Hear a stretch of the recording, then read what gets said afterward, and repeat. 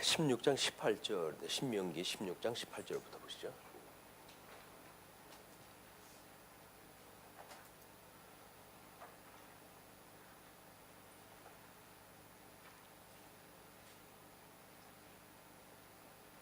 신명기 16장 18절. 내 하나님 여호와께서 내게 주시는 각 성에서 내 지파를 따라 재판장들과 지도자들을 둘 것이요 그들은 공의로 백성을 재판할 것이니라. 너는 재판을 굽게 하지 말며 사람을 외모로 보지 말며 또 뇌물을 받지 말라. 뇌물은 지혜자의 눈을 어둡게 하고 의인의 말을 굽게 하느니라. 너는 마땅히 공의만을 따르라. 그리하면 내가 살겠고 내 하나님 여호와께서 내게 주시는 땅을 차지하리라. 네, 우리 신명기 16장 18절에서부터 18장까지를 지도자에 대한 성별 구례로 이렇게 제목을 잡아놨습니다. 그리고 동그라미 1번으로 해서 재판장에 대한 성별 구례 17장 13절까지 그렇게 잡아놨는데요. 일단 우리 지도자라고 한다면 이거는 우리 아담에게 하나님께서 약속하실 때에 다스리라 라고 했던 이 언약이 아담의 불순종으로 해가지고 상실되어져 있기 때문에 이 상실되어진 거를 좀 깨닫게 하시는 그 일이 하나님께서 선민국가를 통해 가지고 저 율법 아래에다 두신 거야. 이게 지도자에 대한 모든 율법은 사실은 너희들이 이렇게 죄인이었어. 아담으로 인해 가지고 너희들은 이걸 상실된 거야. 이걸 깨닫게 하시는 일이고, 그래서 우리 둘째 아담이신 예수님이 오셔가지고 이거를 어떻게 성취를 갖다 하시는가, 이런 큰 그림으로 되어져 있는 겁니다. 이건 우리 부분으로 들어갔을 때 지도자에 대한 어떤 그 교훈이라고 했을 때 이걸 우리가 마땅히 교훈으로 받아들여서 오늘날 이렇게 살아가도록 하라고 하는 것이 아니라 온전한 하나님의 다스리라고 하는 법. 이거 이제 하나님께서 처음에 우리 성부 하나님께서 이걸 법으로 해가지고 입법을 갖다 하신 거예요. 법을 세우신 내용입니다. 이걸 둘째 아담이신 예수님께서 여기 이제 불순종, 첫째 아담이 불순종했기 때문에 둘째 아담이신 예수님이 이걸 어떻게 법을 이루시는가에 대한 행법에 대한 이야기예요. 그리고 이제 우리 성령 하나님이 오셨을 때 이 성령 하나님이 이거에 대한 사법을 우리 이 법을 이제 어떻게 판단하는가에 따라서 하나님이 저 아담에게 세웠던 양대 언약에 대해서 상실하게 하시고 예수님으로 회복하게 하시고 그리고 성령 하나님께서 인을 쳐주시는 작업으로 되어져 있어요. 우리가 하나님의 법이라고 하는 것이 이것이 하나님이 세웠던 법이기 때문에 이것이 하나님께 좋아하시는 거예요. 이걸 우리가 이제 의라고 이렇게 이야기를 한 겁니다. 하나님의 의로 이야기를 하는 거기 때문에 하나님이 좋아하심, 하나님의 기준 이렇게 보아지는 거죠. 그래서 하나님이 그 법을 당신이 좋아하신 뜻대로 세우셨던 법을 아담이 상실했기 때문에 우리 성자 하나님이 직접 오셔가지고 저 법을 지킴으로 해가지고 저 불법으로 인해가지고 모든 죽어져 있던 하나님의 택한 백성들을 구원해내시는 사역이 예수 그리스도의 사역입니다. 법이라고 하는 건 입법, 행법, 우리 이 사법이라고 하는 세 가지 어떤 법 체계가 결국은 이런 성경의 원리에서 나온 거예요. 뭐 먼저부터 그런 거 예를 들었지만 우리들의 제일 고통이 뭐냐면 하나님의 이 의, 하나님이 좋아하는 거로부터 우리가 상실되어져 있기 때문에 복을 상실했던 사람들의 상실감, 이것이 전부 죄의식입니다. 이 죄의식이에요. 우리들이 제일 고통받는 게 뭐냐면 죄의식이에요. 우리 이 하나님이 좋아하시는 뜻대로 살지 못하는 그런 일로 인해서 죄의식을 가지고 있는데 우리 예수 그리스도의 구속으로 인해 가지고 저 죄의식으로부터 우리 진정한 자유를 얻게 하신 거죠. 이 자유를 얻었던 성도들이 성령의 인치심을 인해 가지고 얼마나 우리가 여기서 이 희락을 느끼면서 사랑을 한번 살아가게 되어지는지, 여기 모든 법으로부터 용서를 받은 사람, 자유를 입은 사람들의 희락의 상태, 그걸 뭐 우리가 평안의 상태라고도 이렇게 이야기를 하는데, 하나님과 원수되어졌던 우리들이 하나님과 이제 하나님 안에서 하나님의 자녀로 인침을 받은 것. 그래서 우리들에게 이 희락이라고 하는 것은 세상에 주어지는 조건에 의해서 만들어지는 것이 아닙니다. 하나님의 이 사법의 인침으로 해가지고 우리가 희락을 느끼는 거야. 모든 게 하나님 앞에 감사와 감격으로 이게 떨어지는 것이고, 그런데 이거를 뭐 인간이 지켜야 되는 법으로 이제 우리가 따라 들어가게 되면 이것이 이제 소위 말하는 예수님 오셨을 때 율법주의자들의 이야기고, 예수님께서 새롭게 했던 그 율법, 그거를 지금도 우리가 그렇게 해야 된다고 하는 것이 신율법주의예요. 지금은 우리 주님께서 이 불완전했기 때문에 우리 주님께서 이거를 온전케 하신다고 그런 거 아니에요? 내가 율법이나 선지를 폐하러 온 것이 아니다. 내가 그걸 온전케 한다 라고 이야기를 했고, 온전케 했던 율법인데 그 온전케 한 율법을 우리가 지킬 수 있다고 한다면 예수님 오실 필요 없죠. 우리가 지키면 되는 건데. 근데 우리는 그걸 지킬 수가 없기 때문에 예수님께서 이걸 여전히 법을 다 지켜가시고, 그걸로 인해서 우리가 이제 죄 용서함을 받았다고 하는 사법 판단에 의해 가지고 희락을 느끼며 살아가는 성도들의 상태, 이거를 우리가 심령의 평강을 누리는 상태다 이렇게 합니다. 평강. 하나님과 원수되어진 우리들의 이런 모든 고통은, 이 죄의식이라든지 이런 그 고통은 하나님과 원수되어졌기 때문에 나타나는 현상이에요. 하나님의 뜻대로 살아가고 싶은 것이 없었을 때에 나타나는 현상, 나의 생각과 하나님의 생각이 끊임없이 갈등으로 일어나는 상태. 우리가 구성원들끼리 살아가면서 제일 큰 갈등이 뭐냐면 서로 목표점이 다르다는 겁니다. 갈등이 일어나는 거기 때문에 갈등으로부터 우리가 이제 해결을 받는 방법은 우리의 모든 이제 그 의의를 A라고 하는 사람이 됐든 B라고 하는 사람이 됐든 C라고 하는 사람이 됐든 이걸 기준이 이쪽으로 통일이 돼야 돼요. 기준이 통일이 되어져야 하나님의 법에 우리가 전부 동의를 하고 그것에 우리가 부합하기 때문에 이 횡적으로 해가지고 이게 인정되어지는 거거든요. 서로 이제 그 구성원들끼리의 모든 이야기가 통하고 그러는 겁니다. 그런데 하나님의 뜻하고 상관없이 각자 자기 소견 좋은 대로 가지고 있다고 한다면 그것이 사사기 때의 현상이에요.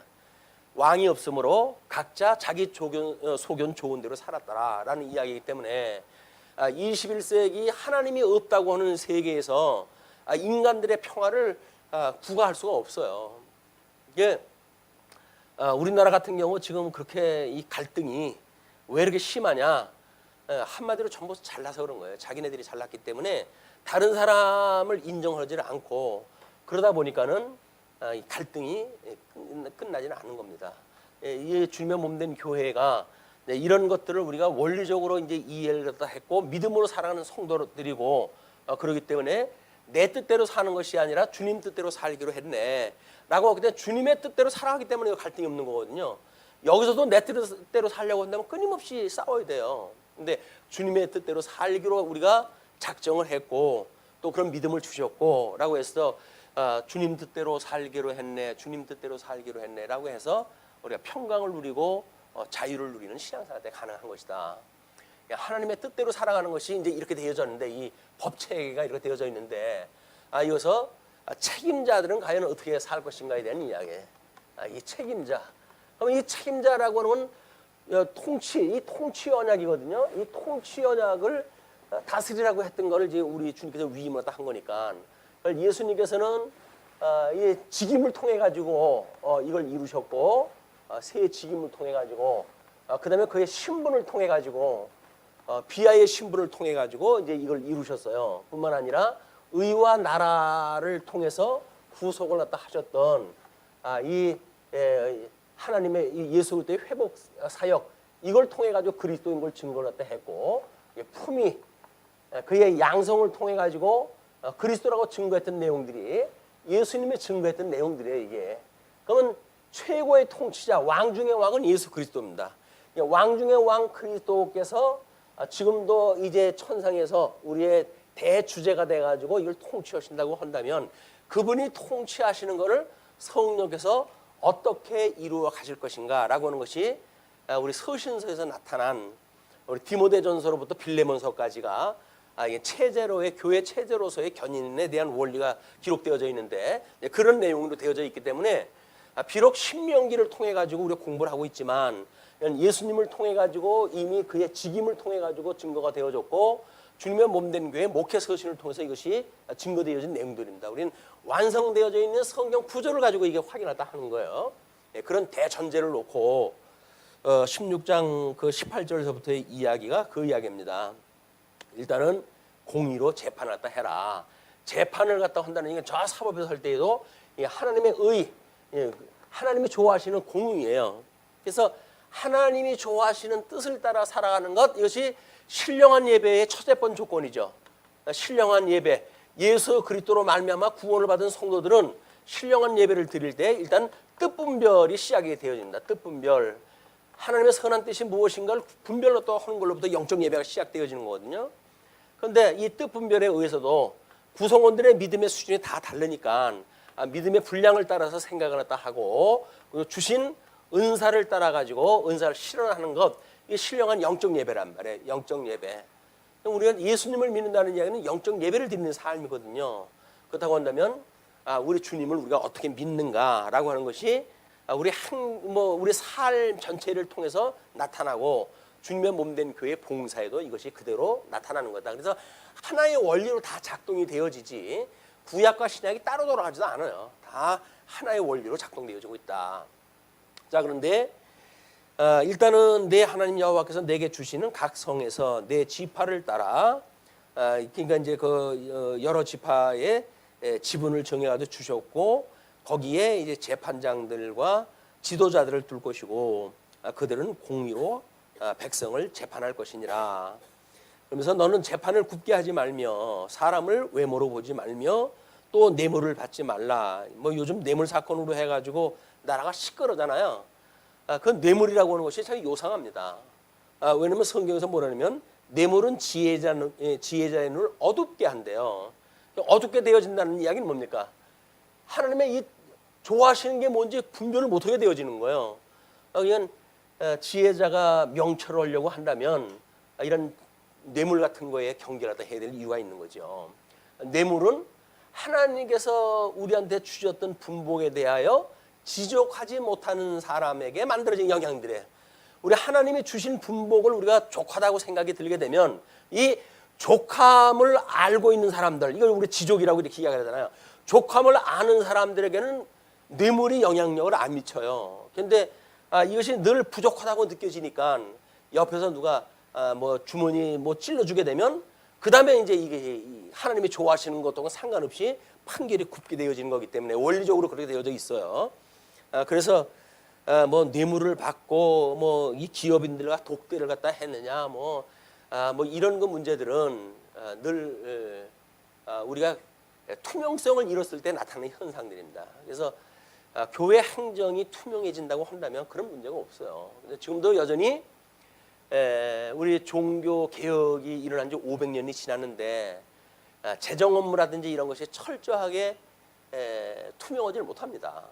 투명하지를 못하고 그런 걸로 인해 가지고 결국은 그거를 누가 관리하는가에 따라서 자기 좋은 대로 하나님이 좋아하시는 뜻이 아니라 자기 좋은 대로 계획이 세워지고 또는 딴 주머니를 타고 뭐 이렇게 해가지고 교회가 지금 그런 문제로 아주 시끄러워진 거거든요. 이건 성경에 나와져 있는 거예요. 우리가 불의하기 때문에 나타나는 일들입니다. 이게 하나님 앞에서 원수가 되어졌고 그래서 우리는 불의하다는 거거든요. 이 불의하다고 하는 걸 우리가 믿지 않으면 나는 불의한 자야, 나는 죄인이야 라고 하는 자기 고백이 없다고 한다면 우리는 자기 마음대로 해갈 수가 있어요. 그런데 우리는 그걸 통해서 끊임없이 우리가 하나님 앞에 하나님의 뜻하고 나하고 이게 맞지 않는구나, 내가 이 갈등을 가지고 살아갈 수밖에 없는 존재로구나 라고 하는 걸 깨달아야 정신을 차리고 살아갈 수가 있는 겁니다. 모든 갈등, 선악을 아는 일에 하나님과 같이 되어졌기 때문에 그러는 거예요. 하나님이 좋아하시는 걸 나도 좋아하고 하나님이 싫어하는 걸 나도 싫어하고 그런 문제될 게 없어요. 그런데 하나님이 좋아하는 건 나는 싫어하고 하나님이 싫어하는 건 내가 좋아하고 그냥 영원히 갈등이에요 이게. 그래서 오죽하면 야 선악을 아는 일에 우리들과 함께 되었으니 에덴에서 이걸 함께 있다가 영원한 영생을 주는 생명과를 따먹고 영생할까 걱정된다. 그럼 이제 영원한 갈등이 되어지는 거 아닙니까? 그러니까는 영원한 갈등이 있기 전에 내쫓은 거예요.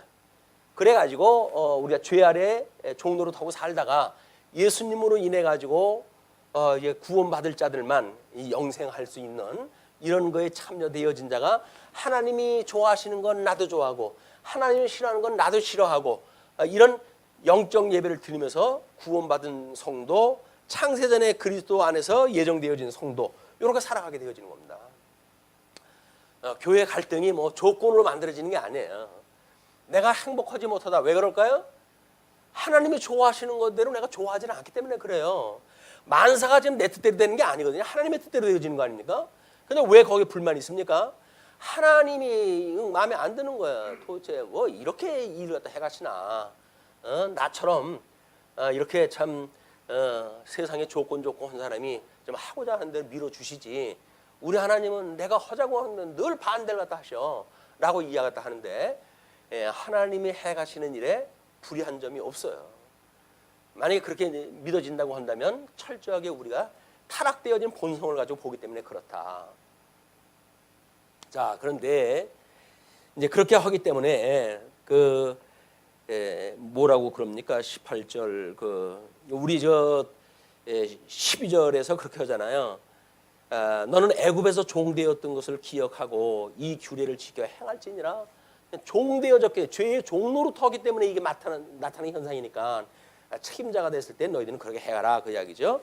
21절과 22절 보시게 되면 우상 숭배를 금합니다. 내 하나님 여호와를 위하여 쌓은 제단 곁에 어떤 나무로든지 아세라생을 세우지 말며 자기를 위하여 주상을 세우지 말라. 내 하나님 여호와께서 미워하시느니라. 만사가 지금 하나님의 뜻대로 되어지는데 뭐가 봤을 때 이게 여기서 이제 우리가 봤을 때 이게 지속되어지는 삶이 아니라 끊임없이 이걸 부족으로 느껴지는 거예요. 부족으로 마이너스 2%, 뭐 마이너스 2%뭐 다행이죠. 마이너스 20% 정도 모자라는 걸로 이게 만들어져 가지고 날마다 껄껄하면서 다고 하면서 살아가는 것이 이 죄악 세상에 살아가는 사람들의 끝없는 욕심이에요. 이게. 그런데 하나님께서는 이런 마이너스 부족되어지다고 느껴지는 것, 이걸 인간이 어떻게 보충을 시키냐면 우상을 만들어 가지고 이 문제를 해결하려고 하는 거예요. 그래서 신약 성경에서는 탐심이 곧 우상 숭배다 이렇게 이야기를 합니다. 인간이 가지고 있는 욕심이라고 하는 그 이야기는 결국 안 되는 일을 되게 하기 위한 보조적 신이 필요한 거예요. 그걸 우리가 우상이라고 이야기를 하는 거거든요. 예수님 한 분 외에 다른 걸로 우리가 충족을 주는 게 없어요. 우리 예수님만 믿고 예수님 안에서 참 생명을 얻으면 그냥 이분 한 번만으로 족한 건데, 이분 한 번만으로 족한 거예요. 근데 이분으로 족한 걸 모른다고 한다면 끊임없이 우리는 우상을 만들어 놓고 그걸 경계할 수밖에 없습니다. 자, 그러면서 이제 17장 1절에서부터 1절을 보면 흠없는 제물만 드리라고 이렇게 이야기를 해요. 흠없는 제물만 드릴 것. 흠이나 악질이 있는 소와 양은 아무것도 내 하나님 여호와께 드리지 말지니 이는 내 하나님 여호와께 가증한 것이 됨이니라. 이런 경계를 왜 할까요? 흠 있는 제물을 드리지 말라고 하는 걸 왜 할까요? 물론 여기서 나타나는 그런 그 일이에요. 결과적으로 여기서 나타나는 일인데 흠이 있는 거는 나도 싫다는 이야기 아닙니까?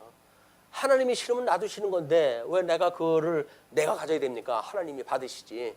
어차피 하나님은 잡수실 것도 아니고 나는 이걸 써야 될 사람인데 그냥 제물로 받으시기만 하면 될 텐데 그걸 받으시죠 라고 해가지고 흠결 있는 걸 하나님 앞에 바치고 그다음에 흠 없는 걸 자기가 쓰겠다 그 이야기거든요. 뭐 합리적으로 보게 되면 가장 합리적인 생각일 줄 몰라요. 근데 흠결이 있다는 그 이야기는 여기서 우리가 하나님 앞에 죄의식을 가지고 있는 뭔가 이렇게 구멍 뚫린 우리들의 심리 상태, 가을이 되면 뭐 남자의 가슴이 허전하다고 이렇게 이야기를 하고 그러는데 이게 구멍 뚫린 거예요. 구멍 뚫린 것. 우리 예수 그리스도 한 분만으로 족함을 얻지 못하기 때문에 뭔가 구멍이 뻥 뚫린 것 같아요. 허전한 것이 뭔가 좀 채워졌으면 좋고 이걸 돈으로 채우든지 권력으로 채우든지 어떤 명예로 채우든지 채우면 문제가 없어질 것 같아가지고 그냥 뭐 할 수 있는 대로 모든 노력을 다 띄지 않습니까? 근데 끝내 이게 구멍이 채워지질 않아요. 예, 구멍 뚫린 내 가슴은 채워지질 않네. 그게 가을에 남성들의 노래입니다. 근데 대표로 남성을 댄 거지.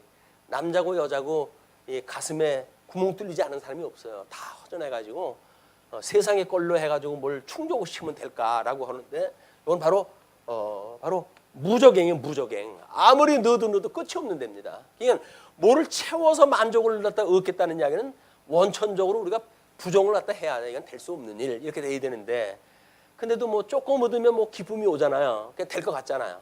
그래서 끊임없이 우리가 채우는 거에 노력을 서지 못하는 그런 그 아픔이 있는 겁니다. 하나님 앞에 흠결이 있는 것, 내는 것. 그러나 우리 예수님 진짜 티도 없고 흠도 없이 하나님이 이 땅에 오셔가지고 온전한 제물로 바쳐짐으로 해가지고 이 불의했던 인간들과는 다르게 온전하셨던 그 예수님이 제물로 돌아가셨다. 2절로부터 7절 보시게 되면 이제 우상 숭배자에 대한 처벌 규례가 떨어집니다. 내 하나님 여호와께서 내게 주시는 어느 성중에서든지 너희 가운데에 어떤 남자나 여자가 내 하나님 여호와의 목전에 악을 행하여 그 언약을 어기고 가서 다른 신들을 섬겨 그것에게 절하며 내가 명령하지 아니한 이럴 성신에게 절한다 하자. 그것이 내게 알려짐으로 내가 듣거든 자세히 조사해 볼지니 만일 그 일과 말이 확실하여 이스라엘 중에 이런 가증한 일을 행함이 있으면 너는 그 악을 행한 남자나 여자를 네 성문으로 끌어내고 그 남자나 여자를 돌로 쳐 죽이되 죽일 자를 2사람이나 3사람의 증언으로 죽일 것이요 또 한 사람의 증언으로는 죽이지 말 것이며 이런 자를 죽이기 위하여는 증인이 먼저 그에게 손을 댄 후에 뭇백성이 손을 댈지니라. 너는 이와 같이 하여 너희 중에서 악을 제할지니라. 그런데요, 이 죄를 깨닫는다는 이야기는 우리를 이미 죄 가운데 가두었기 때문에 이 죄의식이 만들어지고 하는 거 아니겠어요? 이 죄 가운데 있는 우리들이 이걸 하나님의 말씀을 순종하고 살아갈 수가 없어요. 이건 해결할 수 없는 거예요. 이게 해결할 수 없는 건데 나는 이걸 도저히 할 수가 없구나. 나는 우리 모태로부터 죄 중에 잉태가 되어지고 죄 중에 출생되어진 한없는 끝없는 죄인이로구나. 나는 도저히 소망이 없는 죄인이로구나. 이걸 깨달으라고 이제 이야기를 한 건데 그래요? 그럼 제가 이걸 하면 될까요? 라고 해가지고 뭐 가당치도 않은 일 한두 가지를 갖다 해가지고 하나님 앞에 의로 삼으려고 하고 그러니까 이것이 율법주의자들의 오해인 거예요. 우리는 할 수가 없어요. 그래서 우리는 여기서 자유롭게 되는 방법은 2손 드는 수밖에 없어요. 우리 주님 앞에 2손 들고 나갑니다 라고 하는 것이 항복하고 가는 거예요. 난 도저히 할 수가 없어요. 이 사망의 권세로부터 하나님의 그 법을 난 지킬 수가 없습니다. 나는 여기서 이미 죽어져 있고 죽어져 있는 나로서는 하나님의 뜻을 분별할 수도 없고 깨달을 수도 없고 순종할 수도 없어요 라고 했을 때 예수님한테 우리가 2손 들고 가게 되면 무거운 세상의 무거운 짐진 자들아 다 내게로 오라. 내가 너희를 자유롭게 하리라 라고 해가지고 우리 주님이 모든 걸 다 이루심으로 해가지고 우리한테 자유를 갖다 주시는 거지 우리 보고 이걸 하라는 게 아니에요. 근데 우리는 뭐 성경 66권 다 읽으면서 우리 보고 하라고 그러니까 복음을 알면 더 무거운 짐을 지고 세상을 살아가야 되고 그렇지는 않습니다. 하나님이 하신다는 거예요. 하나님이. 이게 하나님의 영광의 선포예요. 영광의 본체되어지는 하나님이 광채되어지는 예수 그리스도를 보내주시고 영광의 능력되어지신 성령께서 이거를 인쳐주심으로 해가지고 택한 백성과 불택한 백성들을 나누시고 이렇게 해가지고 하나님의 영광을 계시하심으로 이 사법을 받은 성도들이 하나님의 이 삼위일체 하나님의 사역을 갖다 보고 깨달은 성도들이 찬양으로 살아가는 거예요. 평생을. 하나님만이 찬양을 받으실 분입니다. 이걸 찬양 평생 또 이걸 배우고 익히는 거라니까요. 조금 뭐 교회 생활 또 하면 내가 이걸 해야지 저걸 해야지 하고 그러니까 내가 이렇게 했는데 날 몰라줘? 뭐 이따 교회가 있어. 뭐 이렇게 해가지고 이제 반발이 생기고 그리고 이제 뭐 충돌이 일어나고 그러는 거예요. 우리는 여기서 잘 하라는 것이 아니라 내가 하는 거니까 너희들 그걸 보고 배우고 나를 경외하는 거에 네가 전념을 다해야 돼. 나를 경외하는 거에 너희들의 본분이야. 이걸 우리한테 가르쳐 주시는 거란 말이야. 그것만 알면 욕심 부릴 게 뭐가 있어요. 적으면 적은 대로, 많으면 많은 대로 주님 주신 거에 따라 살아가면 되는데, 이거를 뭐 내가 여기서 제일 많은 거 돼야 되는 거 아니야? 그래가지고 이것 때문에 우리가 이제 시비가 걸리고 그러는 거야. 네가 한 게 뭐가 있는데, 내가 이만큼 연보했는데 너 뭐 했어? 뭐 이렇게 해가지고 공격을 갖다 하거나, 내가 봉사 이 교회 세울 때서부터 있던 사람이거든. 너 나중에 굴러온 돌 아니야? 굴러온 돌이 백힌 돌 빼내겠다는 거야? 뭐 이렇게 해가지고 시비가 붙어요. 이것이 세대를 오고 가면서 끊임없이 이제 있게 되어지는 현상들입니다. 자, 그런데 그 8절로부터 13절까지 보시게 되면 분쟁의 판결을 담당할 중앙 성소의 재판 규례가 소개되어져요. 하나님 앞에 이제 가야 끝나는 일이기 때문에 내 성중에서 서로 피를 흘렸거나 다투었거나 구타하였거나 서로 간에 호소하여 내가 판결하기 어려운 일이 생기거든 너는 일어나 내 하나님 여호와께서 택하실 곳으로 올라가서 레위 사람 제사장과 당시 재판장에게 나아가서 물으라. 그리하면 그들이 어떻게 판결할지를 내게 가르치리니. 그냥 각 지역에 있을 적에는 지방법원이에요. 지방법원. 거기서 이야기는 해결이 안 돼. 그럼 이제 중앙법원으로 올라가야 될 거 아니겠어요. 그래서 3심제로 해가지고 이제 우리 뭐 대법원까지 가가지고 판결이 떨어질 터인데, 여기서는 성중에 이제 올라가가지고 예루살렘 성으로 올라가가지고 재판을 받도록 이렇게 이야기를 합니다. 판결할지를 내게 가르치리니 여호와께서 택하신 곳에서 그들이 내게 보이는 판결의 뜻대로 내가 행하되 그들이 내게 가르치는 대로 삼가 행할 것이니 곧 그들이 내게 가르치는 율법의 뜻대로 그들이 내게 말하는 판결대로 행할 것이요 그들이 내게 보이는 판결을 어겨 좌로나 우로나 치우치지 말 것이니라. 자전 뭐 이러거나 저러거나 행하라 행하지 마라, 이게 두 가지 법으로 되어져 있어요. 하나님이 좋아하시는 법은 하라고 되어져 있고 하나님이 싫어하는 법은 하지 말라고 되어져 있어요. 법은 두 가지예요. 하면 하나님이 좋아하시는 방법과 그다음에 하지 않으면 하나님이 좋아하시는 방법이 두 가지가 있는데, 여기서 우리는 어떤 것도 할 수가 없어요. 다만 율법을 통해서, 율법과 선지인 말씀을 통해 가지고 하나님이 이걸 해가신다는 이야기로구나 라고 하는 걸 믿는 사람들이 율법을 주야로 묵상하는 사람들의 이야기예요. 구약성도 시편에 보게 되면 주야로 묵상한다 그러잖아요. 그 사람들이 의를 행하기 때문에 이루어지는 것이 아니라 이걸 주님께서 하신다는 이야기였어요 라고 깨달아졌을 때, 아직 예수님은 오시지 않았지만 이들은 오실 자, 이 메시아를 믿는 믿음으로 해가지고 그걸 누리고 사는 겁니다. 그래서 율법이 우리의 기준이고 율법이 우리들의 발등의 불이라고 이야기를 하잖아요. 기준이 뭡니까? 하나님의 법이에요. 거기서 뭐 인간적인 뭐 해가지고 뭐 그런 게 어디냐, 소수자의 편을 들어야지 라고 하는 것이 여기 성립이 안 돼요. 그 모든 법은 하나님의 기준이에요. 하나님의 기준. 세상 법은 점점 뭐 진보적인 사람이 정부를 잡는가 또는 보수적인 사람들이 정부를 잡는가에 따라 가지고 법치적인 해석이 달라지잖아요. 조금씩. 그런 것들은 인간이 기준이 되어지기 때문에 그렇습니다. 하나님의 기준이 되어진다고 한다면 어떤 사람이 잡는다고 해도 이게 바뀔 수가 없는 건데, 자 그러면서 이제 그 사람이 만일 무법하게 행하고 내 하나님 여호와 앞에 서서 섬기는 제사장이나 재판장에게 듣지 아니하거든 그 사람을 죽여 이스라엘 중에서 악을 제하여 버리라. 여기 우리 예수님이 나를 믿지 않은 자는 구원에 이를 수 있겠으나 장차 오시는 성령을 거역하는 자는 구원받을 길이 없다 그러잖아요. 그러니까 예수님이 하시는 일은 아직도 여유가 있어요. 성령이 오셔가지고 섭리를 갖다 해가는 역사가 있는데, 그러니까 예수님이 오셨을 때 초림 예수님을 믿지 않는 그런 그 일들은 있을 수 있다 그 이야기예요.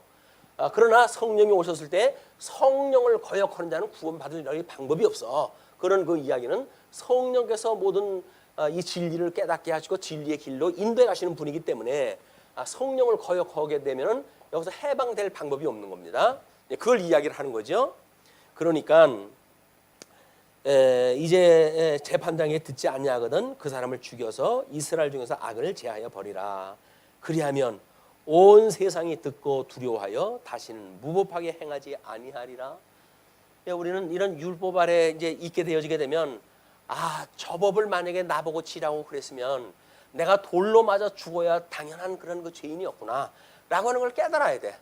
우리가 여기서 예수님을 믿고 저 구약 성경을 보게 되면 내가 그때 태어나가지고 우리 예수님을 알지도 못하고 그 율법을 내가 지킨다고 믿고 살았다고 한다면 돌로 맞아 죽을 인물이 나였구나 라고 하는 게 깨달아지는 거예요.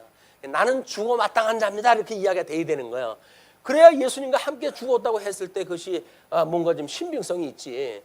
그때 하더라도 뭐 나는 그렇게 잘못되어진 사람 아니잖아. 이런 시건방진 생각을 하게 되면 그건 돌로 맞아 죽어도 12번을 더 죽어야 될 죄인인 거야. 우리들이 그건 죄인이었다라고 하는 걸 깨달아서 예수님 아니었으면 큰일 날 뻔했어요.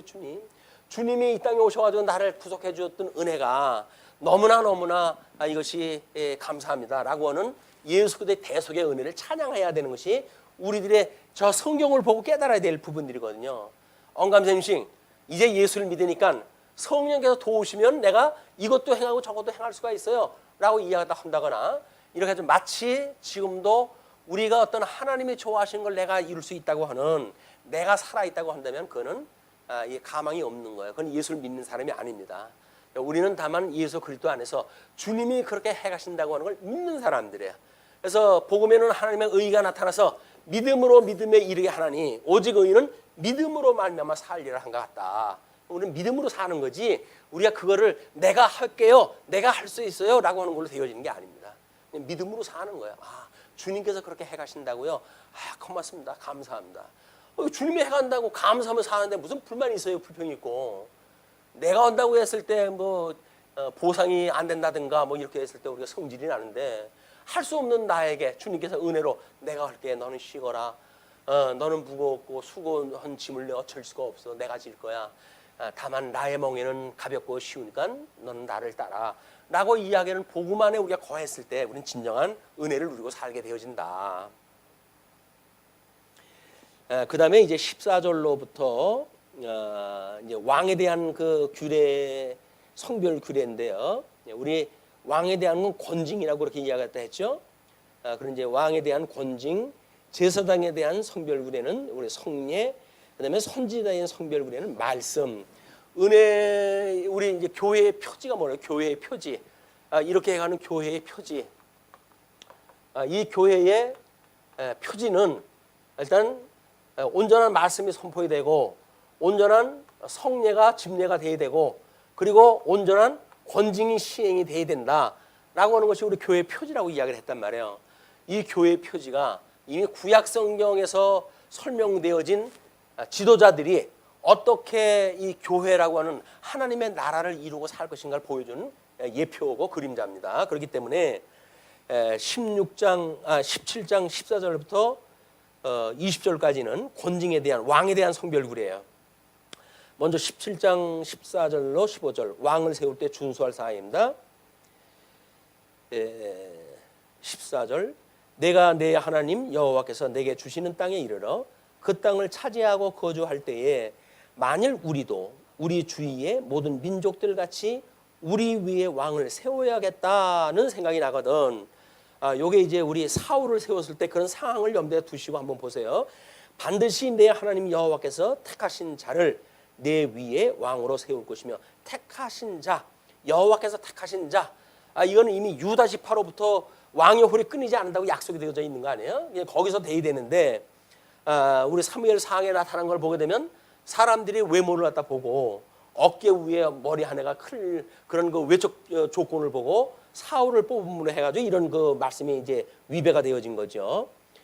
그러면서 반드시 내 하나님 여호와께서 택하신 자를 내 위에 왕으로 세울 것이며 내 위에 왕을 세우려면 내 형제 중에서 한 사람을 할 것이요 내 형제 아닌 타국인을 내 위에 세우지 말 것이며 그는 병마를 많이 두지 말 것이요 병마를 많이 얻으려고 그 백성을 애굽으로 돌아가게 하지 말 것이니 이는 여호와께서 너희에게 이르시기를 너희가 이후에는 그 길로 다시 돌아가지 말 것이라 하였음이며, 요거는 우리 아마 그 솔로몬 왕을 세웠을 때 나라의 국위를 선양하고 나라를 지킨다고는 명분으로 해가지고 수많은 마일들을 수입을 하다 하죠. 라고 해가지고 이제 불순종의 그 표본이 되어지는 일이기도 합니다. 그에게 아내를 많이 두어 그의 마음이 미혹되게 하지 말 것이며, 이것도 솔로몬에 의해서 완전히 성취되어진 사건들이에요. 자기를 위하여 은금을 많이 쌓지 말 것이니라. 결국은 우리 하나님 한 분과 주님의 몸된 교회와의 이런 유일한 관계 외에 다른 그 민족들이 생각했던 것처럼 해 아래 생각 가지고 그런 지도자를 세우지 말라는 이야기입니다. 그 다음에 이제 18절 보시게 되면 16절로 20절까지 18절도 포함되어진 거죠. 왕의 처신에 따라서 장구함을 약속하는 내용인데, 18절 그가 왕위에 오르거든 이 율법서의 등사본을 레위 사람 제사장 앞에서 책에 기록하여 평생에 자기 옆에 두고 읽어 그의 하나님 여호와 경외하기를 배우며 이 율법의 모든 말과 이 규례를 지켜 행할 것이니라. 그냥 늘 평생에 옆에 두라는 거예요. 말씀을 곁에다 두고. 그래서 우리가 믿음으로 살아가는 성도들의 삶의 모습은 뭡니까? 이게 하나님은 눈에 보이질 않아요. 그런데도 불구하고 하나님 앞에서 행하는 것 같이 행하라는 거예요. 우리는 성도들끼리 모든 일을 갖다 하잖아요. 그런데 하나님 앞에서 행하는 것 같이 해라. 사람 앞에 보이기 위해서 하는 그 지도자들은 잘못되어진 거야. 그래서 우리 마태복음에 보게 되면 뭐 여기에 구제하는 일, 기도하는 일, 금식하는 일, 이거 전부 사람 앞에서 하는 일들이에요. 우리 그 예수님 오셨을 때의 바리새인들이나 종교 지도자들이 했는 일이 전부 이 짓이었기 때문에 우리 마태복음에서는 우리 예수님이 오셔가지고 구제하려고 너희들 뭐 길거리에서 종은 들고 그러지, 야 오른손 연거 왼손이 모르게, 그 이야기예요. 하나님이 보시는데 그렇게 해야지. 사람 보는데 보이기 위해서 한다고 한다면 너희는 잘못되어진 거야. 이미 너희 상급은 다 받아서 끝났어. 그 이야기예요. 그러니까 너희들은 오른손이 연 걸 왼손이 모르게 해야 돼 라고 하는 것이 하나님 앞에 살아가는 자세란 말이에요. 그리고 기도한다고 뭐 큰 길거리에 사람 많이 왔다 갔다 하는데 두 손 들고 너 주제넘은 짓 하는데 너 기도하려고 하는데 골방으로 들어가. 그 이야기야. 사람 앞에서 보는데 폼 잡지 말고 기도하려고 하면 골방 들어가서 혼자 해. 그 이야기야. 혼자라고. 근데 끊임없이 사람 앞에서 폼 잡으려고 이해가 다 하니까 하나님이 보시기에 역겨운 거예요. 역겨운 거예요. 저 인간들 내가 다 이걸 섭리해 가는데 지 그 하나님의 영광을 갈취해가지고, 갈취한 걸 뭐예요? 헛된 영광? 헛된 영광 허영심 아니에요. 허영심. 이 허영심이 뭐예요? 이 구멍 뚫린 거 이걸 채우는 것이 허영심이라니까요. 이걸 채우게 아주 허영심을 갖다가 채우려고 그렇게 애를 쓰는 거예요. 사람 앞에서 폼 잡고 뭐 이렇게 이야기를 하는 거예요. 근데 얼마나 부질없는 일입니까 이게. 그래서 우리는 비록 생긴 게 보잘것없이 생겼어도 주님이 우리를 사랑한다고 하는 그 사랑 때문에 우리는 세상 사람들이 뭐라고 이야기해도 신경 안 써요. 가난하면 어때요? 아니 다른 사람 앞에서 우리 병들면 어때요? 다른 사람 앞에서 우리가 존경을 받지 않으면 어떻습니까? 하나님이 우리를 귀하다고 여겨주시는데 사람 앞에서 이걸 행세를 하려니까는 뭐 실력은 안 되고 그러니 짜증이 나는 거예요. 뭐 어떡해요 이걸. 세상을 뒤집어 엎을까요? 엎은다고 되나요? 안 돼요. 그것도 인물이 돼야 뭐 세상을 뒤집어 엎지. 그럴 형편도 안 돼. 그냥 혼자 속을 끓이는 거야. 뒤집고 혼자 속을 끓여요. 야 세상이 왜 이 모양이냐? 세상을 탓하고 소용없는 일이야. 이걸로 해가지고 헛된 영광을 채운다고 한들 그것이 무슨 소용이 있습니까? 우리 예수님 한 분만 우리 가슴에 들어와 있으면 만사가 행복하고 뭐 이 만사가 감사한 일인데 주님이 없는 건 생각 안 하고 거기다가 엉뚱한 걸 채우려고 하니까 헛된 영광이 난무하게 되어지는 거예요. 교회 와서도 그걸 자랑을 삼고, 교회 와가지고 벼슬 높은 거 자랑을 갖다 하고, 교회 와가지고 돈 많은 거 자랑을 갖다 하고, 교회 와가지고 무슨 명예 무슨 뭐 어떤 스펙 가지고 자랑을 갖다 하고, 이게 전부 이게 쓸데없는 것들이에요 이게. 교회가 왜 그런 세상의 직급으로 해서 나눠질 이유가 뭐가 있어요? 진의 교회는 그런 사람이 없으니까 그러지. 그럴까요? 그런지도 몰라요. 그런지 몰라요. 다행이죠. 아, 여기 벼슬 높은 사람이 있어 보십시오. 이덕성이가 뒤가 풀려가지고 이 이야기를 거기서 이런 이야기를 맘 놓고 없는 게 다행인 거예요. 없는 게 있으면 눈치 봐가지고 아유 이거 이야기 오면 또 시험에 들어가지고 우리 교회 안 나오면 터지. 이런 거 매달려가지고 이야기도 제대로 못하게 되면 복음 선포는커녕 빌어먹는 짓이지 그게. 없는 것이 하나님의 은혜입니다. 우리 교회 가난한 거 하나님의 은혜예요. 은혜면 너 혼자 은혜 누리지 왜 나까지 거기다 끼어들어가지고 그러냐 이렇게 생각하는지 모르겠지만 하나님 우리가 은혜 가운데 살게 되어지게 되면 만사가 하나님의 은혜다. 그리고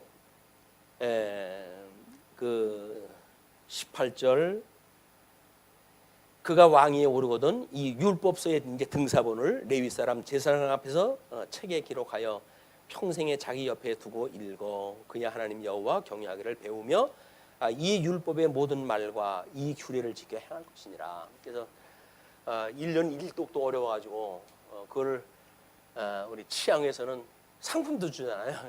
1독하시라고 수고하셨다고. 자기가 좋아서 있는 거지 무슨 상 받을 일이에요 그게. 근데도 격려 차원에서 끊임없이 우리 성경을 읽고 하나님의 말씀이 이런 걸 깨달으십시다라고 해가지고 그런 그 행사를 다 하기도 합니다.